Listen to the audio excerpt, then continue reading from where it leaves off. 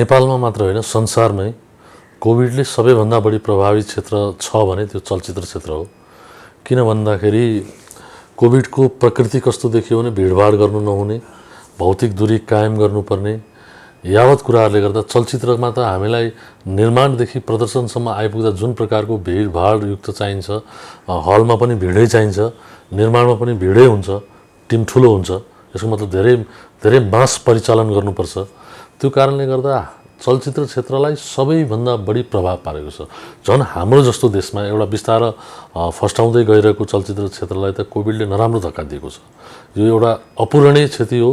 मलाई लाग्छ यो रिकभर गर्न हामीले धेरै वर्ष सङ्घर्ष गर्नुपर्छ। अब सबैभन्दा पहिला के छ भने हामीले चलचित्र क्षेत्र प्रभावित हुँदै गर्दा म जस्तो पोहोर साल असारमा जब म चलचित्र विकास बोर्डको अध्यक्ष भएर आएँ, जति बेला नेपालमा मध्य लकडाउन चलिरहेको थियो, लकडाउनकै बिचमा म नियुक्ति भएको हुँ, त्यति बेला तत्काल आउने बित्तिकै हाम्रो समस्या के रह्यो भनेदेखि जो श्रमजीवी चलचित्रकर्मी, जो न्यून आय भएका श्रमजीवी चलचित्रकर्मी थियो, उनीहरूको स्थिति एकदम नाजुक अवस्थामा पुगेको थियो। दैनिकी चलाउन गाह्रो, कतिपय न्यून पारिश्रमिक प्राप्त गर्ने जो प्राविधिकहरू छन्, जो न्यून पारिश्रमिक प्राप्त गर्ने कलाकार छन्, उनीहरूको लागि राहत व्यवस्थापन गर्न नै समय लाग्यो हामीलाई। र मैले सबैभन्दा पहिला चलचित्र विकास बोर्ड मार्फत विभिन्न सङ्घ संस्था जस्तो चलचित्र कलाकार सङ्घ, प्राविधिक सङ्घ, निर्देशक समाज, नृत्य कलाकार सङ्घ, आदिवासी जनजाति चलचित्रकर्मी सङ्घ, मतलब पेसागत सङ्गठनहरू मार्फत चलचित्र विकास बोर्ड मार्फत चाहिँ सबैभन्दा पहिला राहतको व्यवस्था गरेँ मैले। ती संस्थामा पैसा दिएर ती संस्थाले आफ्ना जो प्राविधिकहरूलाई, कलाकारले कलाकारहरूलाई, निर्देशकले निर्देशकहरूलाई, नृत्यकारले नृत्यकारहरूलाई, द्वन्द्व फाइटरलाई त्यसरी राहत वितरण गरियो। अब त्यतिले मात्र नभएपछि अब अर्को चुनौती के रह्यो भने चलचित्र क्षेत्र खुला गर्ने चुनौती रह्यो। गत माघमा हामीले नेपाल सरकारको निर्णय गराएर चलचित्र क्षेत्रलाई त खुला गऱ्यौँ, तर पनि कोरोनाको प्रभावले गर्दा मान्छेहरूमा जुन एउटा मानसिक त्रास पैदा गरेको छ, त्यो त्रास कम भएको थिएन।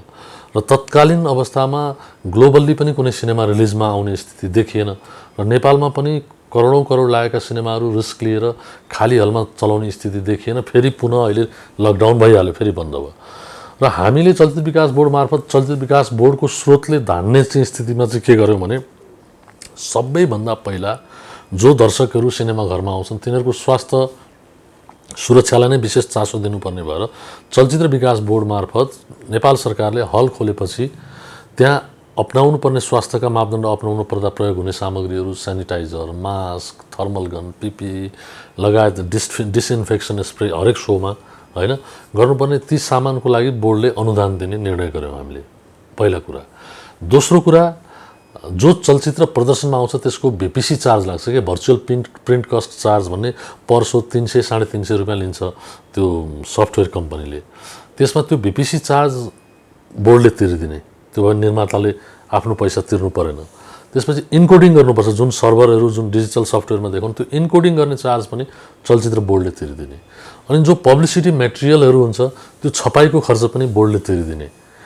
अनि त्यसपछि विभिन्न नेपाल टेलिभिजन लगायत कान्तिपुर टेलिभिजन, अन्नपूर्ण टेलिभिजन लगायत विभिन्न 12-15 वटा टेलिभिजनमा चाहिँ नेपाली चलचित्रको प्रचार सामग्री चाहिँ बजाउँदाखेरि निर्माताले तिर्नुपर्ने रकमको 30 देखि 40% मात्र तिरे पुग्ने, बाँकी छुट गराउने काम गऱ्यौँ। पहिलो कुरा यो चाहिँ इनिसियल फेज थियो।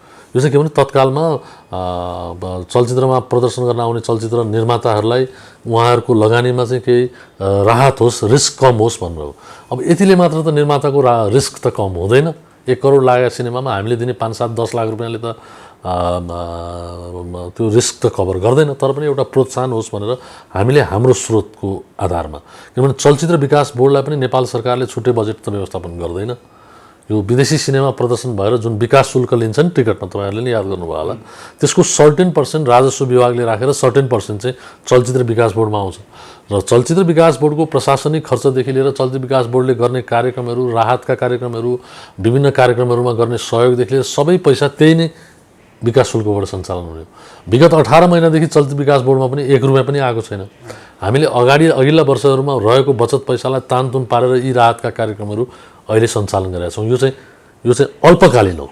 तत्काललाई निर्माताहरूलाई एउटा चलचित्र विकास बोर्डको तर्फबाट चाहिँ प्रोत्साहन होस्, जस्तो चलचित्रकर्मी न्यून आय भएका चलचित्रकर्मीलाई राहतको कुरा, प्रदर्शनमा आउने चलचित्रलाई केही सहयोगको कुरा, हल प्रदर्शकहरूलाई केही सहयोगको कुरा भने चाहिँ तत्काल अल्पकालीन राहतको कुरा। तर दीर्घकालीन रूपमा चलचित्र विकास बोर्डले चाहिँ के गर्यो भने नेपाल सरकारले चलचित्र क्षेत्रलाई चाहिँ रुग्ण उद्योगको अवस्थामा राख्नुपर्छ। सबैभन्दा रुग्ण अहिले चलचित्र क्षेत्र नै भएको छ।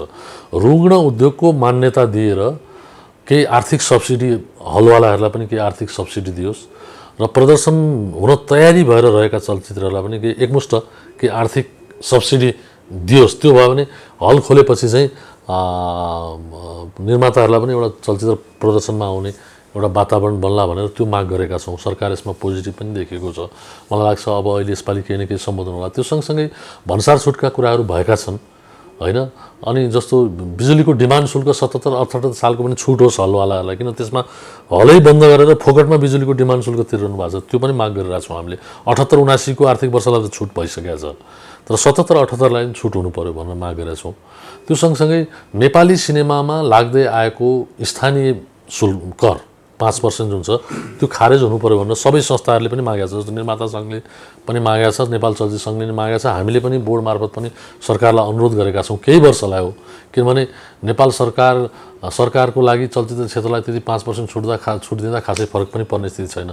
यसमा सम्बन्धित निकायका पदाधिकारीहरू पोजिटिभ पनि हुनुहुन्छ। अब हेरौँ कति नीतिगत रूपमा सम्बोधन हुन्छ। यो चाहिँ दीर्घकालीन भन्दैछु म, 5 वर्ष 10 वर्षलाई।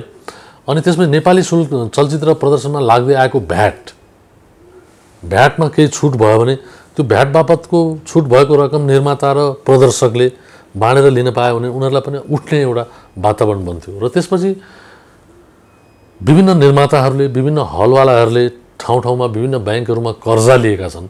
त्यो कर्जाको चाहिँ तिर्नुपर्ने त्यो जुन तालिका हुन्छ नि, त्यो तालिकालाई पुनर्तालिकरण गरियोस्, ब्याजमा छुट पाउनु पर्यो र पुनः सञ्चालनको लागि अब हल, किनभने 18 महिनादेखि 1 रुपियाँ कमाइ छैन, कर्मचारीलाई तलब दिनु पर्यो, घर जग्गाको भाडा तिर्नु पर्यो, बिजुलीको डिमान्ड शुल्क तिर्नु पर्छ, मतलब अननेसेसरी खर्च चाहिँ भइरहेछ। तर कमाइ 1 रुपियाँ पनि नभएको कारणले गर्दा पुनर्कर्जा मौद्रिक नीतिमा समावेश भएको छ पोहोर साल, तर त्यतिले पुगेन। 2% पुनर्कर्जामा चाहिँ सम्पूर्ण हलले पाउने व्यवस्था होस् र निर्माताहरूले पनि प्रोजेक्ट लोनको रूपमा, जस्तो मान्छेले घर राखेर पनि चलचित्र बनाउनलाई पैसा पाइरहेको छैन नि विभिन्न ब्याङ्कबाट, कमसेकम चलचित्र विकास बोर्डको सिफारिसमा चाहिँ निर्माताहरूलाई पनि एउटा प्रोजेक्ट लोनको अवधारणामा ल्याइयोस् भनेर माग गरेका छौँ। मलाई लाग्छ यसपालि राष्ट्र ब्याङ्कले कुनै न कुनै रूपमा सम्बोधन गर्ला। अब दीर्घकालीन रूपमा चाहिँ ट्याक्सका कुराहरू, ट्याक्सेसनका कुराहरूमा केही वर्ष राज्यले छुट दिनुपर्छ भन्ने माग नै छ हाम्रो पनि। होइन, यो डाटा त एकदम झन्डै नोमिनल छ एकदम। जस्तो 2074-75 सालमा 193 वटा चलचित्रले चलचित्र विकास बोर्डबाट चाहिँ निर्माण इजाजत लिएका थिए। त्यो वर्ष हामीले नेपाली चलचित्रको मात्र, नेपाली राष्ट्रिय भाषाका चलचित्रमा 85 वटालाई सेन्सर, 126 वटालाई चाहिँ सेन्सर सिफारिस गरेर 85 वटा प्रदर्शनै भएका थिए।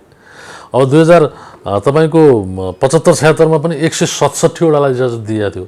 त्यसमध्ये 129 वटाले सेन्सर सिफारिस लिएर झन्डै 95 वटा सार्वजनिक भएको थिए।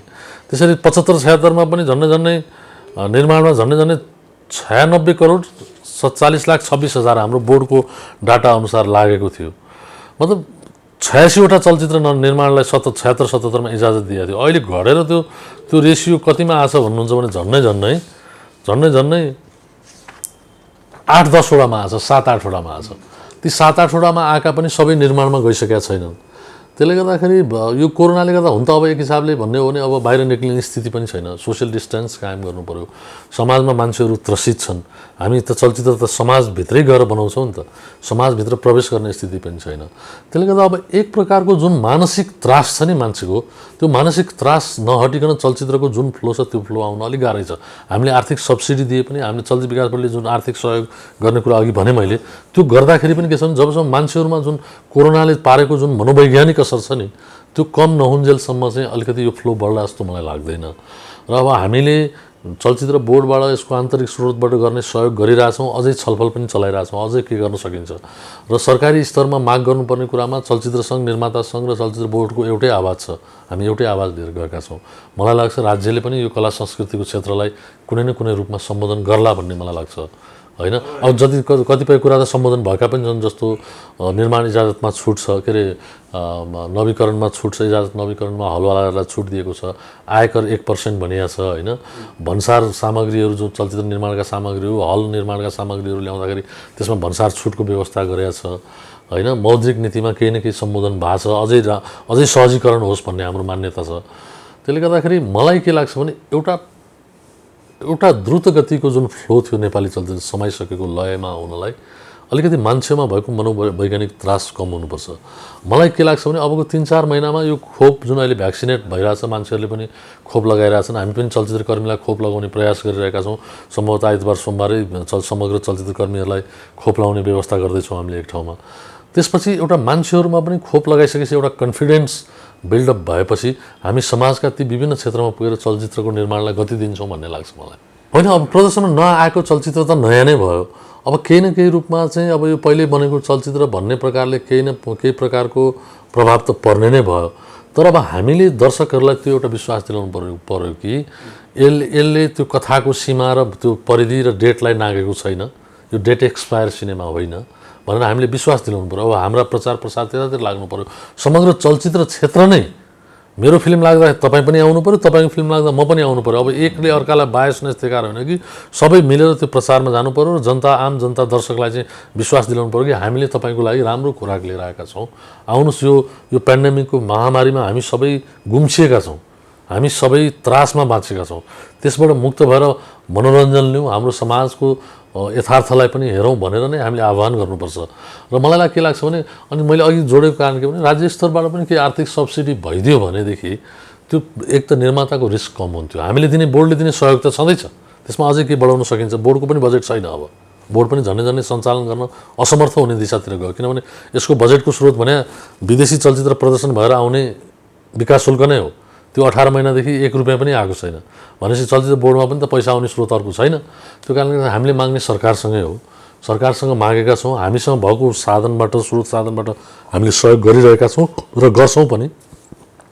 र मलाई लाग्छ राज्यले पनि कुनै रूपमा सम्बोधन गरेर निर्माताको र प्रदर्शकको रिस्कलाई कम गराउनु पर्यो कि, ताकि पलायन हुनु नपरोस्। रिस्क कम भएपछि त अलिकति रिस्क सबैले मोल्नुपर्ने स्थिति छ अहिले। राज्यले पनि यत्रो रिस्क मोलेको छ, राज्यको अर्थतन्त्र नै धेरै उसतिर गइसकेको स्थिति छ। त्यसले गर्दा अब अलिअलि रिस्क त हामी सबैले मोल्नै पर्ने स्थिति छ। तर अलिकति मतलब एउटै मान्छेले मात्र धेरै रिस्क मोल्नु नपरोस्, त्यो रिस्क सबैतिर बाँडीचुँडी होस् भन्ने प्रयासमा हामी छौँ। नेपालमा पनि डिजिटल प्लेटफर्महरू क्रिएट हुन्छन्, भइरहेका छन् र यसलाई हामीले व्यक्तिगत रूपमा भन्दा पनि अलिकति संस्थागत रूपमा विकास गर्नु जरुरी छ। डिजिटल प्लेटफर्मलाई स्थापित गर्न खोज्दै हामीले हललाई विस्थापित गर्ने होइन, हललाई फर्स्ट प्रायोरिटीमा अझै स्थापित गरेर हामीले डिजिटल प्लेटफर्मलाई स्थापित गर्नुपर्छ। त्यो प्रयासमा नीतिगत रूपमा चाहिँ यसको निर्णय हुनुपर्छ भन्नेमा म पनि छु र हामीले पनि यो विषयमा चलचित्र बोर्डले पनि छलफल चलाइरहेका छौँ, ताकि हामीले स्थापित गर्ने डिजिटल प्लेटफर्मले हाम्रा सिनेमाघरहरूलाई प्रभाव नपारोस्, हाम्रा सिनेमाघरहरू अझै स्थापित हुन मद्दत गरोस् भन्ने सोच रहेको छ मेरो। र यही हिसाबमा छलफल चलाउँदैछु र मलाई लाग्छ यो वर्षभित्रमा हामी कुनै न कुनै एउटा टुङ्गोमा पुग्छौँ। होइन, एउटा कुरा के छ भने सबै कोरोनाको कारणले मात्रै बन्द भएको छैनन्। कतिपय हलहरू, कतिपय हल सञ्चालकहरूले लिजमा लिएर चलाउनु भएको छ, अननेसेसरी भाडा तिर्नु परेर पनि छोड्नु भएको छ र हलको इजाजतै क्यान्सल भएको 27 वटाको रेकर्ड चलचित्र बोर्डमा छैन, यहाँ हामीलाई जानकारी हुन्छ। तर अब केही हलहरू बन्द भएका छन् र केही हलहरू रेनोभेट गर्नको लागि सर्टेन समयलाई बन्द गरेका छ, त्यसलाई अझ रेनोभेट गरेर अझ गुणस्तरयुक्त बनाउनलाई। र केही नयाँ हलहरू बनि पनि रहेछन्, अहिले पनि इजाजत हामी दिइरहेछौँ होइन। त्यसले गर्दाखेरि समग्रतामा के छ भने केही न केही रूपमा मार परेकै छ, पुनः सञ्चालनमा ठुलो मार परेकै छ। त्यसले गर्दा त हामी यो राहतका कुरा, सब्सिडीका कुरा गरिरहेछौँ नि। त्यसले गर्दा मार परेको छ र बरु अरू क्षेत्र अलिअलि चल्दा पनि चलचित्र क्षेत्र चलेको छैन। बजार चलिरहेछ, बस पनि अलिअलि फाटोफुटो चलिरहेछन्, होटलहरू पनि फाटोफुटो चलिरहेछन्, अरू क्षेत्र फाटोफुटो चलिरहेछन्, सैलुनहरू पनि चलिरहेछन्, जिमखानाहरू पनि चलिरहेका छन् होइन। अब अहिले टोटली स्टप भएको भने एउटा स्कुल र फिल्मवाला हो, स्कुलवालाले पनि अनलाइनबाट भनेर पैसा असुलिरहेछन्, तर चलचित्र समग्रमा जिरोमा छ, किनभने त्यो डाइरेक्ट भिड देखिने भयो, त्यसको हामीले प्रचार गर्नुपर्ने भयो। अब सरकारी स्तरमा त्यो पर्मिसन छैन, त्यो कारणले सबभन्दा बढी प्रभाव भएको भनेर हामीले सब्सिडीको कुरा गऱ्यौँ। त्यसले गर्दा हामी सबैले प्रयास गरौँ, हामी कसरी उठ्न सक्छौँ। हामीले अब चलचित्र बोर्डले गर्न सक्ने सहयोग गर्नलाई म तयार छु, मैले भनिसकेँ, हामीले घोषणा पनि गरेका छौँ। अझ त्यसमा थप गर्न सकिन्छ, हामीसँग भएको स्रोतले के गर्न सकिन्छ त्यो छलफल पनि भइरहेछ।